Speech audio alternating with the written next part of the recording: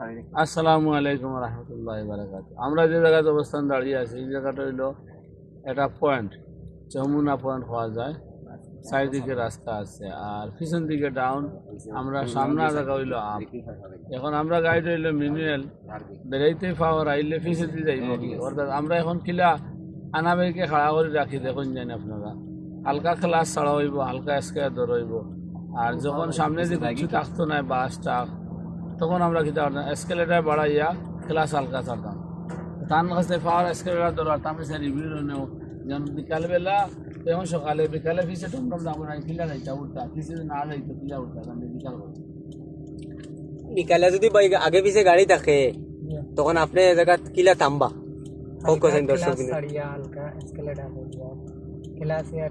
একটু জুড়ে মাত্র তো নাই গেছে কিনি क्लास हल्का सड़िया और हल्का एस्केलेटर दौड़िया क्लास यार गियर मिल যাবে। পুরা ক্লাস করলে কি হইব, করে দিবি করে দিয়ে যাইব। আর ক্লাস বেশি চাইলে আগে দিবি আগে দিয়ে যাইব কি। এখন আগে দিন আর খিতার লাগে হালকা ক্লাসের মাত্রা বেশি 400। এখন খিতা করতে এখন যা ফিসে দিয়ে যাইতো না, কিন্তু ফিসে দিয়ে গাড়ি লাগাই তোমার টমটম ফিসে দিয়ে যাইতো না, আগে যাইতো রেস বাড়াও না, ফিসে দিয়ে যাই গেলেই সমস্যা, বুঝছো নি। এখন বাবাই সিগনাল দিয়ে দাও, বাবাই সিগনাল দিয়ে সাইড দেখো গাড়ি সকল আমরা যে জায়গাতে আছি এখন আনাবেকে খাড়া আছি, দুই সাইড দিয়ে হরন দাও। এখন তাই হরন দিয়া দুই সাইড দেখিয়া খাড়া হইয়া তাই যাইবা, ঠিক আছে।